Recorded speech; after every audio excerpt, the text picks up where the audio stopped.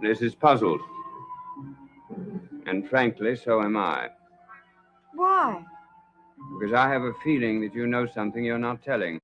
You think? You think, is it all the ominous statements that this woman keeps making? Is that what has maybe finally made you consider that perhaps she's holding something back? Hello there, I'm Joel Sharpton, one half of the Articulate Coven, and this is my watch of the original supernatural soap opera, Dark Shadows. We're all the way up to episode 153 right now. I hope you are having a lovely day. If you're watching this on Patreon, then it is a Wednesday. If you're watching this on some other platform, YouTube, I'm guessing, well, then you could get these more often, early and ad-free at articulatecoven.com/join. $2 or more a month gets you access to everything we do early and ad-free, especially these Dark Shadows videos. You get 5 of these every weekday, 5 every week, 1 every weekday. There you go. All right, let's get into this episode 153. I need to know what's going on with this woman that says she's Laura Collins. For 2 members of the Collins family have just received a strange and terrifying piece of information. Okay, good. I'm glad they don't make us wait, another day to hear from these two again. They've got to be wrong. Suppose they must be. You've been behaving very strangely since that phone call. Why? Because she just heard that her sister-in-law is dead on the other side of the country, and there's a stranger that is unidentified living in her cottage. That must be Riley now. Get this thing straightened out.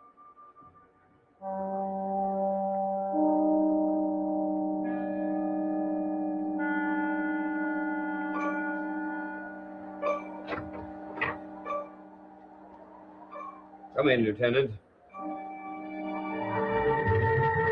That was a weird place to break the cold open. Okay, so this is the state policeman, who we've already seen a couple of times. He went and talked to Frank previously. We've got the 3 of them in this episode. Well, I think the description of the episode mentioned Vicky and Frank. That's a copy of Mrs. Collins' dental records, also obtained from the sanitarium. Now, notice these fillings, the occlusion of these teeth, the slight irregularity of this upper molar. Well, what about it? This is a dental chart also made by the medical examiner in Phoenix. Now, you'll notice that Mrs. Collins' teeth correspond to those of the dead woman exactly, down to the slightest imperfection. What are you saying?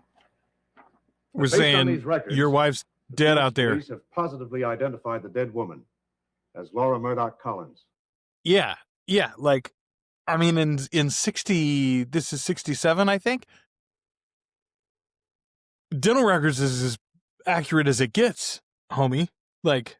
And why did you insist on showing us these absurd records? Because I'm just as mystified as you are. Well, then obviously there's been a mistake made. Yes, maybe.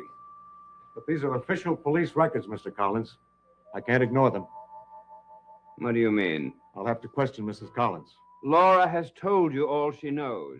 Perhaps, but I still have to talk to her. Well, why? You know she's not an imposter. You just said so. Perhaps she can shed some... No. He says, I'm logically following through with you, but he also has to follow up with these irregularities. Like, Roger's fighting it a little. Earlier I asked, is it possible that Burke was somehow involved in bringing this woman here and knows that it's not actually Laura? I'm wondering now if Roger didn't make a deal with the devil or something to get David out of his way. Well, I suppose I'd better let her know you're coming down.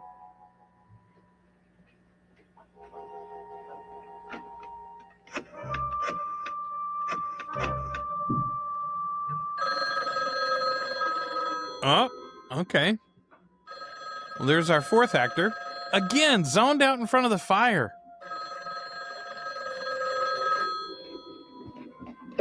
Hello? Laura? Oh, Roger, it's you. What is it? Why didn't you answer the phone? I thought you were out. Oh, well, I was dozing. This early? Yes. What is it? Lieutenant Riley is here. He wants to ask you a few questions. What about? Well, it's nothing for you to worry about, but we'll be down in a moment. All right.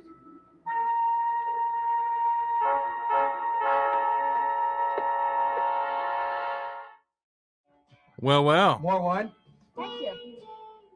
Hey, all right. We're going over our budget for actors here. There's, let's see, 1, 2, 3, 4, 5. No, are we over our budget yet? Yes, we are. 6 total. Okay, interesting. And I don't know that we've seen them out at the Blue Whale yet, have we? We've seen them out together. I don't know if we've seen them out together in Collinsport yet. And I'm very happy about David. David? He and his mother seem to be so much closer. He's beginning to accept her. And that really pleases you? It should. Does it? Yes. David needs a mother. He always has. I'm very happy that he's learning to accept her.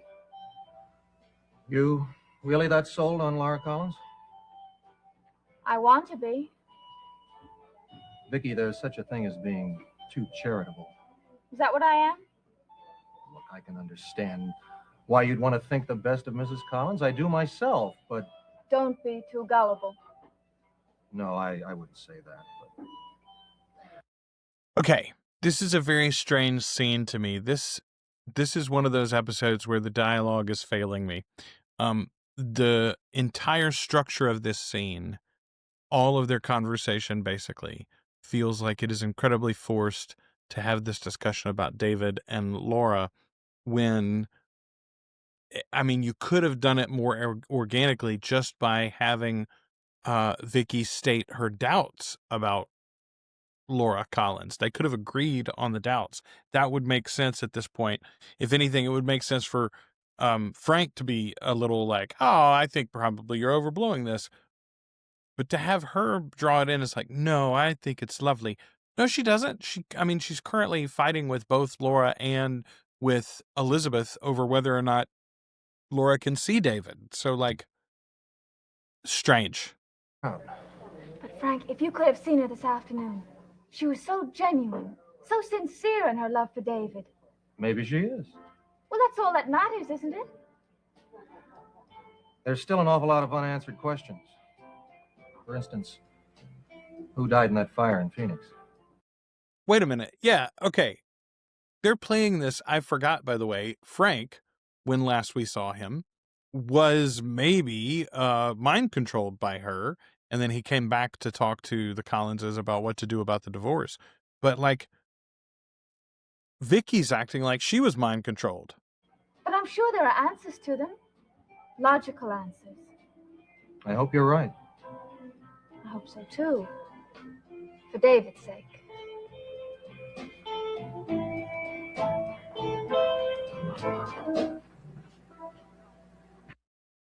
Good boy. First of all, clumsy direction in this episode, too, I'll say. Weird hard cut. We're not cutting... I mean, I don't know. I guess you could maybe say that we're cutting thematically because they're saying, like, can we trust Lara? And here he is.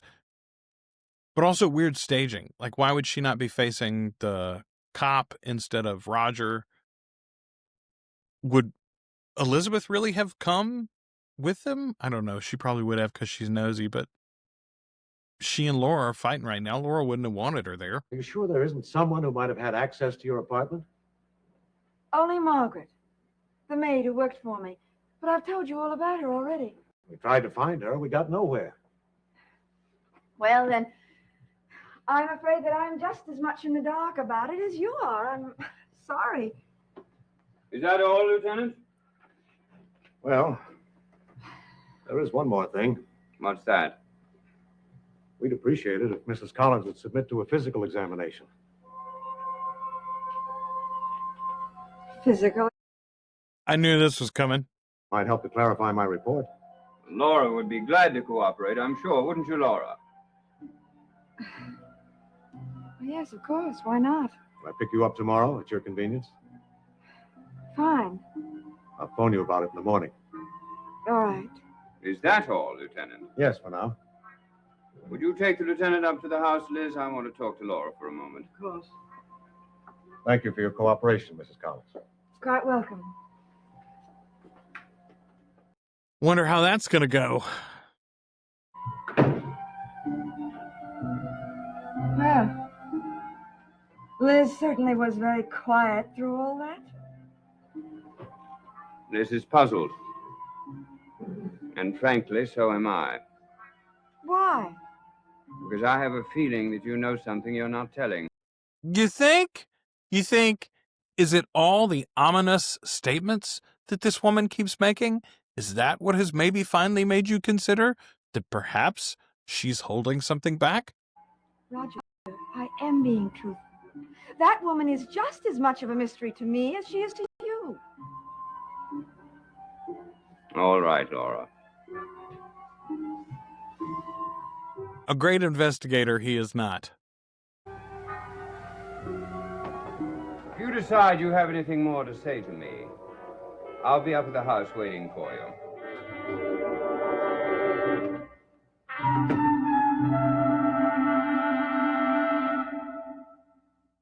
All right.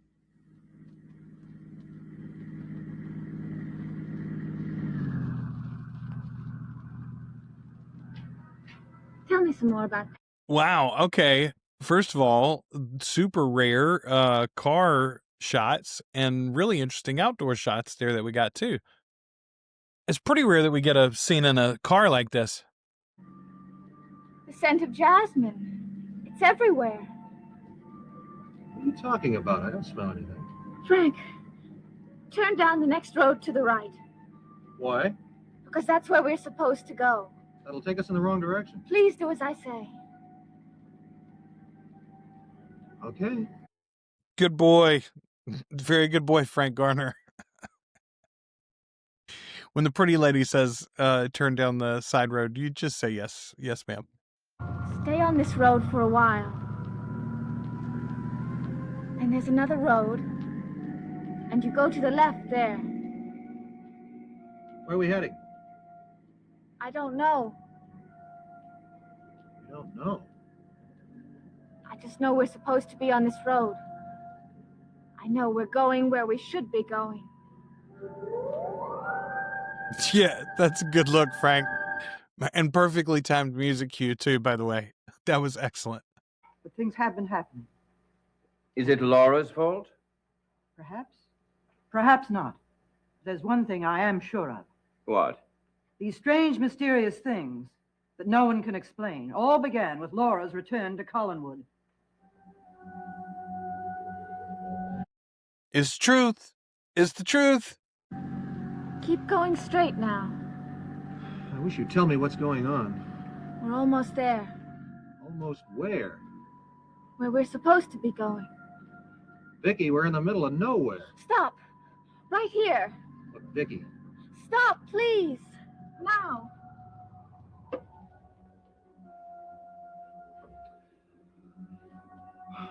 Okay. Very strange sound effects for car engine there. It must be that house. Look there beyond the trees. That's a strange-looking house. It looks more like a... Vicky, look there, beyond the trees. Where? Can't you see those things in back of that house? They're gravestones. We're on the edge of a graveyard.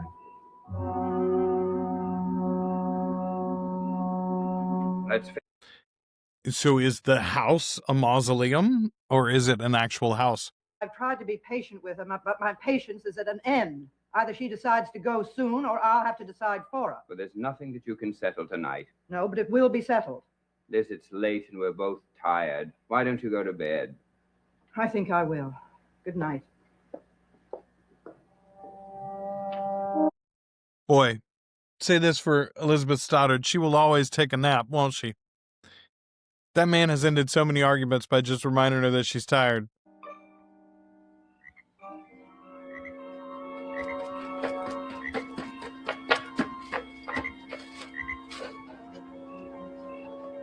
Well, hello there, new set. Knocking like the police. There There's someone behind that door. I can feel him standing there. Vicky. Look! The doorknob!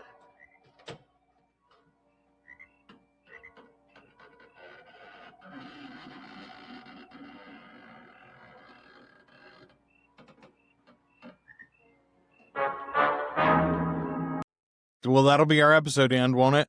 Oh, my goodness. Okay. New location for the credits, too, by the way. And Amazon, why? I mean, I guess some of them are just shorter, maybe.